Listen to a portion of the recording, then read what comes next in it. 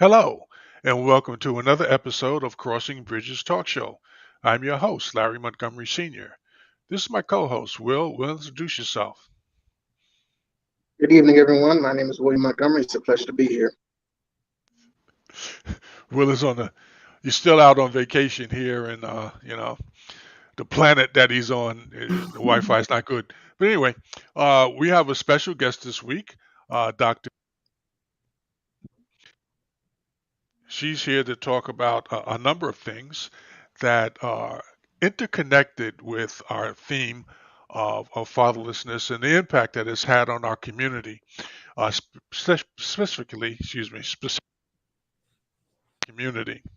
Doctor, I'm going to let you give your background, a little overview, and then I'm going to hit you with all those questions I was talking about earlier. Gotcha. Well, thank you all so much for inviting me. I am a first and foremost wife and mom, professor of social work. I am a professional speaker as well as speaker coach, author of two books. The first book that I've written is Women's Secrets: It's Time to Stop Suffering in Silence. And then my second book is Profitable Conversations: How to Position Yourself for Expansion. And so I've been through so many trials and tribulations. It's almost like you just get to pick and choose which ones you want to talk about today.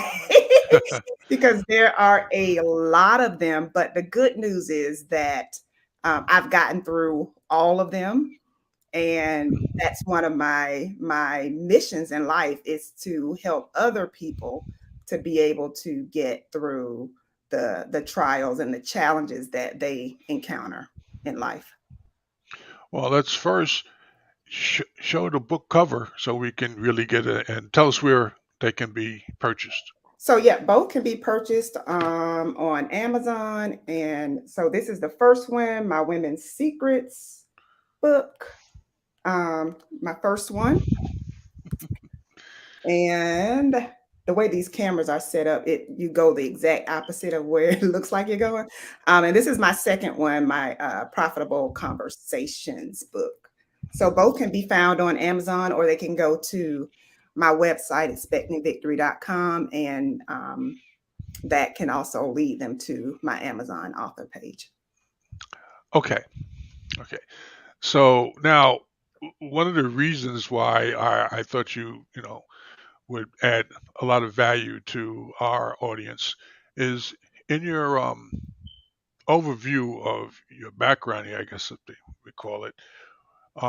You mentioned experiences with poverty, depression, and another issue.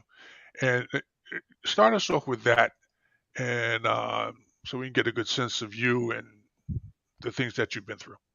Yeah. So with the issue of poverty is basically just going back to my childhood and growing up. My mom was a teenager when she had me. She was an adult, but she was a teen, and so we just struggled. We struggled financially.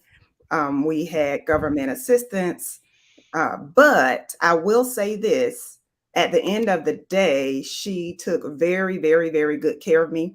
She did the best that she could. I think the twist to my story that will relate here is that my biological father is an attorney. Actually, at this time, he is the owner of his own law firm. He practices corporate law.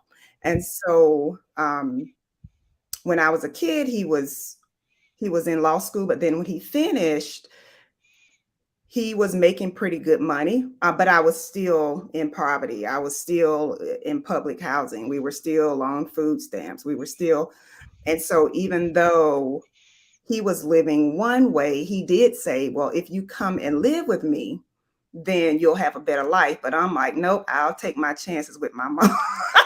I'll take chances with my mom. So I was happy to stay there where I knew the love was. And I was just accustomed to our lifestyle. So even though I didn't have everything I wanted, we may have had to go to the thrift store to get some clothes and shoes.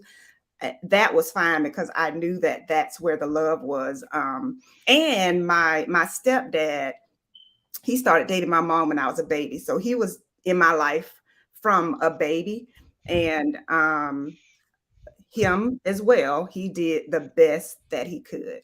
Um, so that was one of the things that I believe pushed me to go to college and keep going and going and going, because I vowed that I would never go back to that place of living in lack. So I still had some, I would say, residue of it. And I still sometimes will find myself not wanting to run out of things. So I would like just stack up on stuff because it was like I was so afraid of running out. But I had to remind myself that, you're going to school, you're doing okay, you don't have to, but that it still does have a mental impression on you when you go through that. Um, and then that also impacted my confidence because I didn't like how I looked. And I would see that my dad, he had other kids, and I would see that they were in private school and they were, wearing name brand clothing. And I had some resentment. And I started thinking, well, what's wrong with me? And why am I having to deal with this and they aren't? Mhm. So I think a lot of that really impacted how I felt about myself. That led to the intimate partner violence. And my bout with depression, I would say, really started when I started trying to conceive, and I struggled with infertility and miscarriages. And so that's what led to my depression. Well, you opened two doors there. Yeah. Um, I don't want to step in if you don't want me to, but the first question seems to be that the relationship between your biological father and your mother, there there was something there that didn't work, and that's I want to kind of probe that a little bit because a lot of men today, when we talk about fatherlessness in the household, believe that they are justified in not stepping up, or no. A lot of men today do not understand the commitment that comes along with bringing a child into this world. We could talk about, oh, I love you, I lust you, or whatever, that kind of a thing. That's one thing. But now, when the baby shows up, what are we going to do? Because obviously, one of us did not take that step of protecting ourselves from this. So, do you have any thoughts on that relationship thing that might be helpful? So for them, they were both young. They were seniors in high school when she got pregnant with me, and so immediately after that, he went off to college, Mhm. and my mom started dating my stepdad, and so Mhm. that was that. Oh, That was it. They were not. They didn't have, at least to my knowledge, any intention of continuing that relationship because as soon as they finished school, he went straight to college. yeah. Well, I guess I can understand. You already have a life plan, and then you know something happens, and oh, Hmm. there's a big shift here. Um, Again, and this isn't about you personally, but in Hmm. general, to the audience, you still have a responsibility. It's not like you can just walk away. Yeah, you can walk away, and a lot of people do that. And I have to say myself, I did that.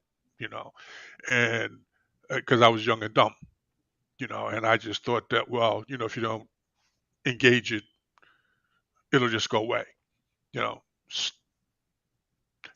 20 years old, and this is the thought process. So, just because you're 20 or 21, don't mean you're an adult. Physically you may be, but mentally you're probably 2 or 3 years short. Um, but then later on in life, I realized that, yeah, that was a mistake anyway.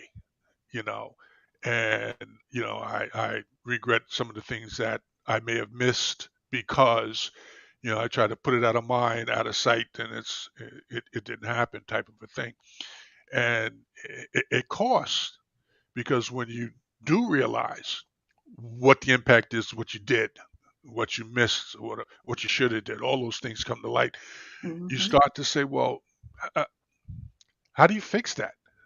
What can you do to overcome it? Because you have your feelings. All right, I made a mistake, but then the impact is substantially more than just the fact that, oh, I'm sorry.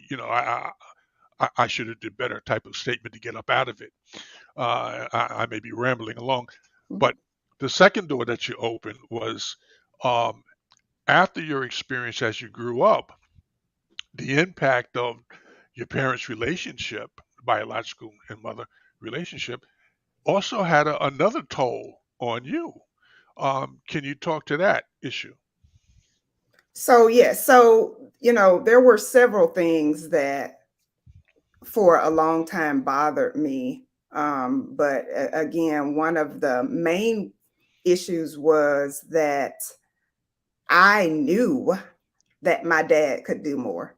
Now, if he was struggling, that would have been fine. But I knew that he could do more. And I knew that he just pretty much sat back and said, you're choosing to stay there. And now if you want to live better, you can come and live with me. But otherwise, then, I'm just going to shoot her $100 a month. And it's like, and then I would I didn't totally understand it, but like when I got older, my mom explained and I hate to use the term, but this is how they say, they said it.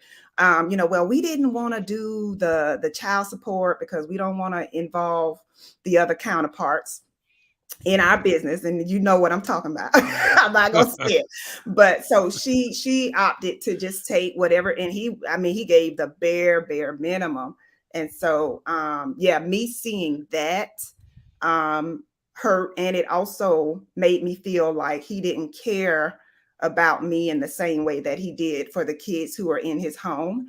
And I know that that caused division because even to this day, I love my siblings, but I'm not as close to them. And I love him as my dad, but I'm not as close to him because, I might see him, I don't know, every couple of months when he'll come and get me for the weekend, but we just didn't have that bond.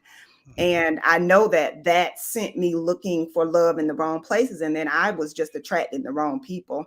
I was hurting and not confident, but I know for a fact, and I even wrote about that in my first book. Like, I know that what I was doing, the lifestyle that I was living and drinking and all of that, that was all a result of everything I was carrying inside.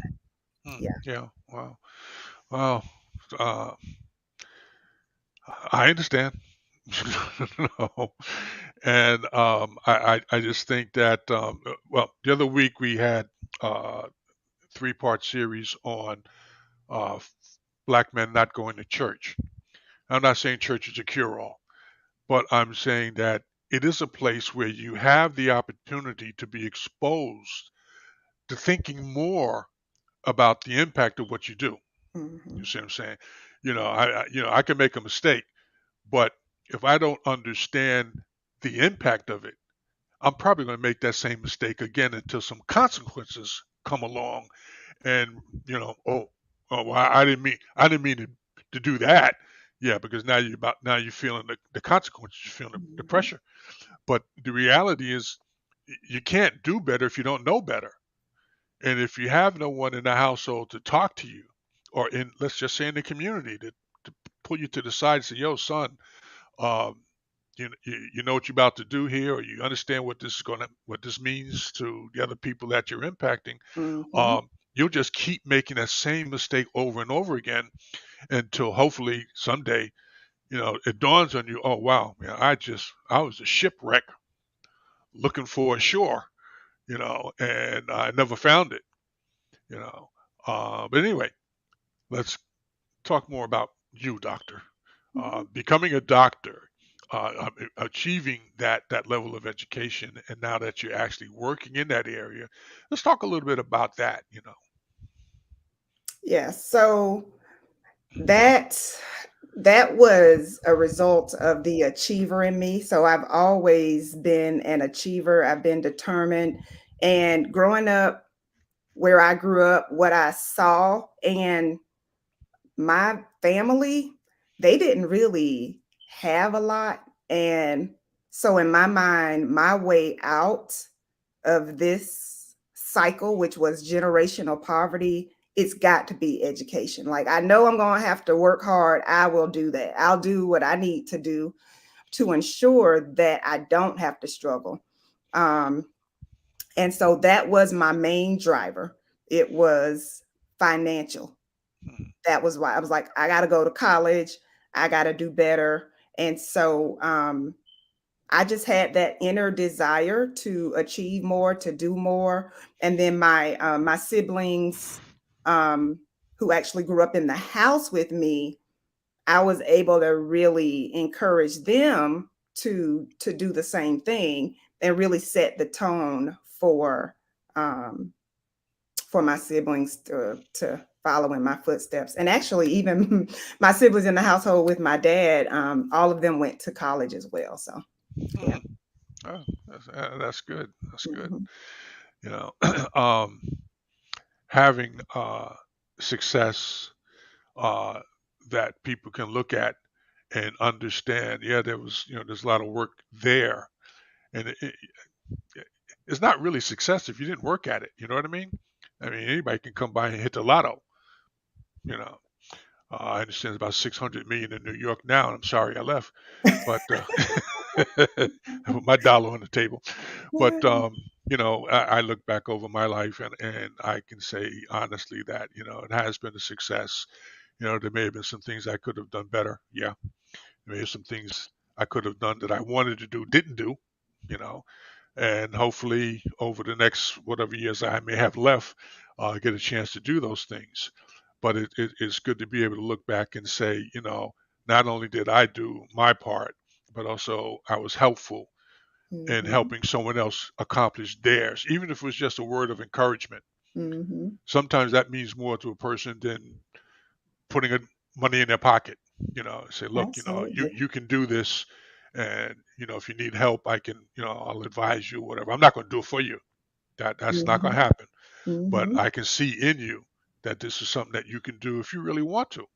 Mhm. You know, and Yeah. sometimes that's all you need is that one. Hey, go right ahead. You can do it. Mhm. Life is good. Yeah. I actually had a professor in undergrad who actually spoke everything that I'm doing now. He spoke that into me during my last year of college, Mhm. and he said, I see you earning a PhD, traveling the world and speaking. And I was laughing, like, really? Me? But let me tell you, as soon as I did that, and he wrote my recommendation for me to get my master's degree. So Mhm. as soon as I was about to finish my doctoral program, guess who I looked up? I looked him up and I had to let him know that. And he Mhm. actually also endorsed my first book. Oh yeah. Huh. And so I just wanted to share that because what you're saying is so true. And sometimes what you speak to someone, they don't even believe it. But if you can believe it for them, and encourage them, you've planted a seed. So Mhm. even though I laughed and I really did not believe him, I would always think, really? And then speaking was like, definitely not, because I've always been a shy person. So it's like, nah, that is not happening. But Mhm. I'm speaking. So it does matter. And sometimes it's like, oh gosh, is what I'm doing helping? Is it making impact? But it is. Mhm. And sometimes you don't know what you're doing is going to be helpful. Mhm. You because if you do it in the right spirit, Yeah. you know, it will be helpful. Somewhere along the line, it will be helpful, and your name may not be remembered, but they'll remember your face. Mhm. I I remember that face, because when I was in junior high school, the guidance counselor, my mom had to come up to school because I was acting silly, and he says to her, "Well, your son should learn a trade." And my mother looked at him, and she looked at me, and I said to myself, "I don't want to trade. I want to go to college." You Mhm. know, because I was living in projects at that time and had a number of siblings, under me, and I wanted better, you know. And the funny thing is, years later, I tell you, I was on an interview to teach business at a local college, a music college, and I don't know anything about music, but they wanted a business professor to come in, and so I okay went there. And who was the first person I met after the interview was over? Him. Wow. And I'm standing there. I'm now one of your peers, Wow. the guy you said should get a trade. Okay, you know, and but people can speak things over you. That doesn't mean that it's for you. You know, what God has for you is what you're going to get. And I Hmm. know that what you got is what God had for you. Because, yeah, it didn't have to be this way. It could be a totally different way.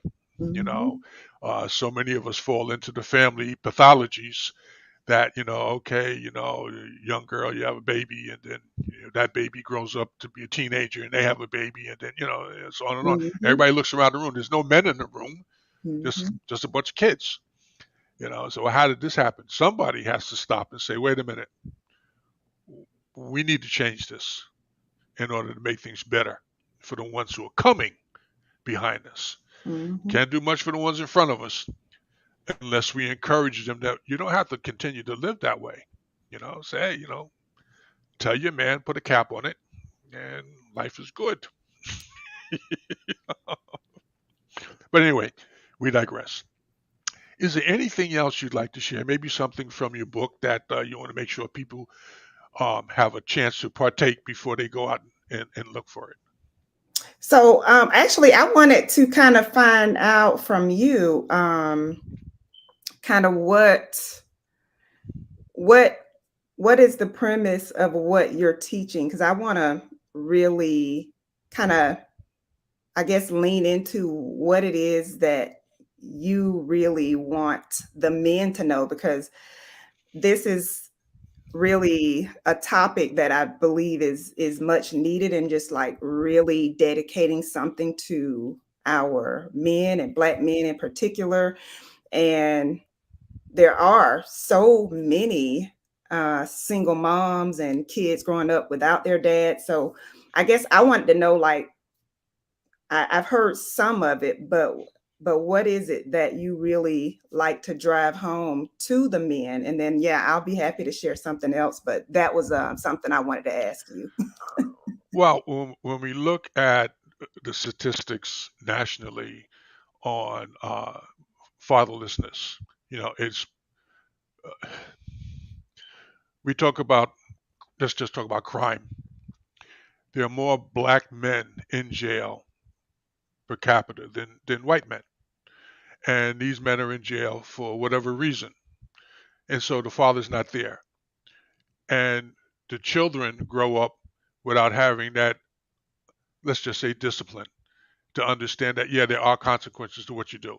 I'm not talking about necessarily beating a child down, but they have to understand that Hmm. consequences are not a good thing. Okay, they can be very painful.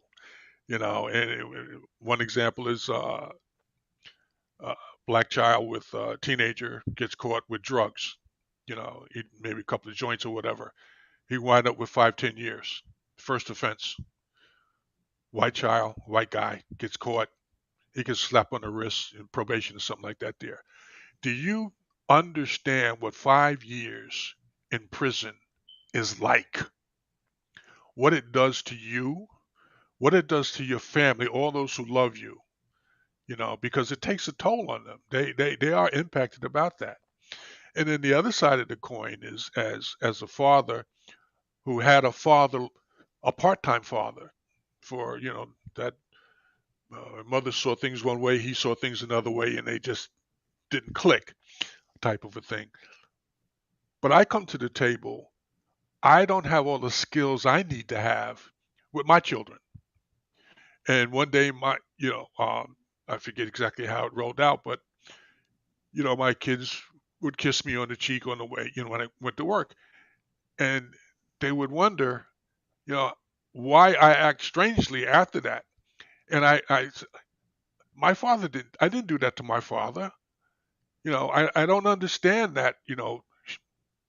Moment of love. Just to say, hey, Dad, glad to see you, whatever. Have a good day or whatever. And I had to. A lot of times I was faking it. You know what I mean? We used to watch Ozzie and Harriet back in that day, and and that's where you learn fatherhoodless. You, you saw it on TV, and you kept it in mind, and you worked. But what Ozzie and Harriet's lifestyle was nothing like the lifestyle that I lived. Living in the projects is not living on Mulberry Street. Mm-hmm. When your dad is making six figures. Back when six figures was like $1 million. You know, and he had no worries about if he went to work today, he was going to lose his job, and mom just stayed home and dressed nice and cooked, these elaborate meals. No, sometimes it was just, I ain't going to say it, but bread and water sandwiches for dinner. And you ain't got nothing to say about it because what do you know? This is how we roll. So, a lot of things. Yeah. Uh, Father, being a father is such an important responsibility. You say, "Oh, I got to go to work. I got to make money." Yeah, you got to go. You got to make money. But do you need to work that hard? Meaning that maybe I should try to get a better job. You know, maybe this isn't the place where the kind of work I can do that makes sense is. Maybe I need to move my family somewhere else, to get a better job type of a thing. All kinds of things. Gotcha. But I don't want to just keep Yeah. rambling on. So yeah, that's good. I wanted to definitely hear that. But I think what I would leave them with is just to be be mindful of what it is that you say you want. Um, and just make sure that what you do aligns with that. Because a lot of times we say we want certain things, but then our actions, our habits, our thoughts, Mhm, our beliefs, our words, they just don't line up with it. And mhm, so a lot of times we're expecting something great to happen, but we're not speaking it and we're not yeah, thinking it. We're thinking negative. And so that's one of the things that I've run into a lot in coaching and training is that a lot of it just goes back to mindset. And I think, and I will say our people because I'm Black, I mhm, want us to really start doing that inner work, like mhm. working on ourselves, our attitudes, how we're thinking, and knowing how to handle our emotions. How do you handle when you're angry, when somebody ticks you off? Like, do you blow up? Do you like, how do you handle it? Like, those are the things that I want to see us really, really tackle. Well, you're right. Will you have something? Yes. Well, I want to add to the topic as well with the question about the meaning of our show. It's also to, the title is Crossing Bridges Talk Show. Um, so, yes, we specify mostly on fatherlessness, but being able to talk to people across the generations is important too. Like for fathers to talk to their sons, sons to be able to talk to their fathers, because there's a lot of unanswered questions that are out there. So, for that child that doesn't have a father, or that new expecting father that has questions and doesn't know how to deal with their child, they can come and reach out here and possibly see, build connections with other people, other viewers, and have that community that they don't have normally. That's Okay. awesome. Okay. Yeah. So, all right. Mhm. Yeah, a lot going on with that, fatherlessness, and because so many, like I said, so many people are being impacted negatively about it. The mother, you know, as a man, you have to be, concerned when you lay down with a woman. Is this the one I want to marry, or Mhm. am I trying to be socially, correct as a man? I conquer all of these things. The reality is that you don't know what you're conquering, you know, until you actually stop and take a hard look at it. We've had a show where we the questions that you should ask just to understand, is this person a potential partner in case you have a child, Mm, you know, because it's not the child's fault. right. You know, you two got to work this out one way or the other. You know, Mhm. preferably you want to make a baby, get married, then make the baby. When you go to get married, make sure you understand who it is you're marrying. You know, it don't have this about marriage on first sight. That's foolishness. Okay, you may ultimately marry that person, but at a point in time when you've had an opportunity to learn and understand who that person is. One, Mhm. number two, learn and understand who you are. Mhm. Because a lot of times we come there and we looking for something. All you get attracted to somebody because of their hair, the way they look, or whatever. But then as soon as you step on that toe, you find out that, whoa, Mhm. I can't deal with this one. But now, how far down the road are you? You know, but then you come with your own baggage that you didn't Mhm. realize you were carrying. You know, Yeah. oh, I like to go out and shop, but my credit is kind of lacking right now, babe. Can you lend me your card so I can? Uh, I love you, but you can't use my credit card. That ain't gonna happen. Okay, you can't use my checking account. That ain't gonna happen. You need money? Get a job. Yep. Mhm. It's not personal Yeah. because you couldn't handle your own situation. Right. Now you want to lean on me and more than likely abuse my situation. Now we both in trouble. Mhm. That's never going to work out. So anyway, more about your book.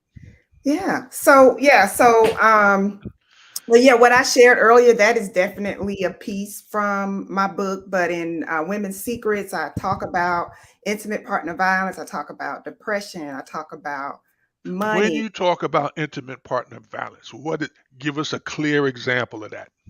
So yes, I talk about, I share my story, and then I also share not necessarily how to handle it, but I just give them some insight on what to look for, like what are some red flags, because a Mm-hmm. lot of times in relationships, when you're just starting to date someone, you a lot of times you see them, you just ignore them because your butterflies are talking. And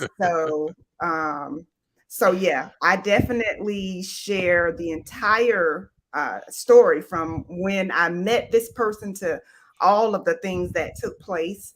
And even the fact that there were friends that I was close to who were also in a physically abusive relationship as well, just to share how common it is and was at that time.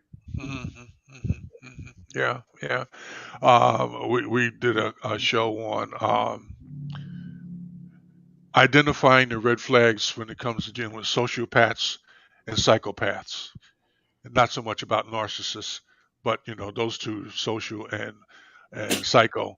And there's some clear flags, but you got to know what you're looking for, you know, because the word you use, charming, they'll charm you, Mhm, you know, because they're all about them and mhm, getting their way and mhm, controlling you. And sometimes, when you meet people, sometimes you want to be flexible. So, I'll go along with this. I'll go along. I'm not real comfortable with that, but yeah, let's see, type of thing. Next thing you know, you're caught up, and now you're feeling, well, if I walk out now, then his feelings might be hurt, or I might not get the full benefit of being with him. He's nuts. mhm. Run, Forrest, run. You'll be all right. You'll find somebody else down the road. But you got to know the flags because there are a lot of folks out here nowadays that got mental health issues and either know it or don't know it. So you got Mhm. to you got to protect yourself.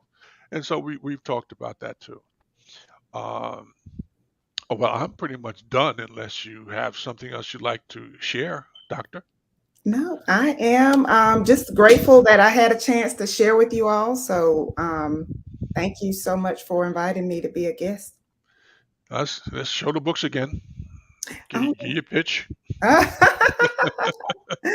So that's the bad. But this is Women's Secrets. It's time to stop suffering in silence. And this is Profitable Conversations, how to position yourself for expansion. Is there another book on the drawing board? No, not at the moment. Not at the moment. I'm sure I will at some point, but not right now. Okay. All right. Well, we'd like to leave the door open for you.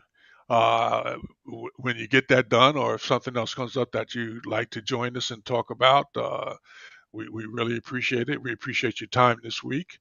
And like I said, we'll probably edit this live presentation and put it up either Monday or Tuesday, and I'll send you the link so you can share that if you'd like. Will has a statement he likes to make at the end of each show. Will? At this time, we would like to extend the opportunity for our viewers to reach out to us in the comment section if they would like to hear us discuss different topics, or if they would like to be a part of the panel. Please hit us up in the comment section as well. Okay. And as we say, thank you, Doctor. And we tell all our listeners and viewers, we'll see you next week, God willing, and the creek don't rise. Creek don't rise. Amen. Amen.